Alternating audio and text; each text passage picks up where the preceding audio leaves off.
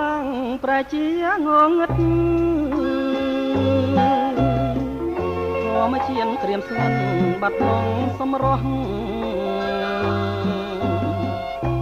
នឹករឿងស្នេហា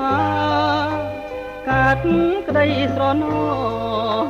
គ្រាកូនលងក្រុមអាងនូសាស្រណោះមកស្ទឹងអង្រឹងធ្លាប់យកចាងឆ្លងស្រមោលក្រោមខែភ្លឺថ្លាស្រណោះ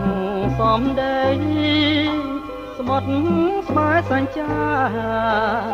ថាស្មងស្នេហា